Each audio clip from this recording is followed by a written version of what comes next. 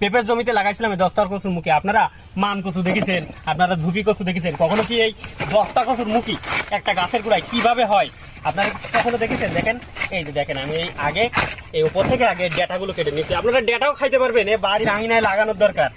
একটা গাছের গোড়ায় যে কতটুকু, এই যে পেঁপের শিকড়ে দেখেন, পেঁপের শিকড়, তারপরেও দেখেন 500 গ্রাম কিন্তু হয়ে গেছে। মাটির তলের জিনিস, শুধু ভার আর ভার।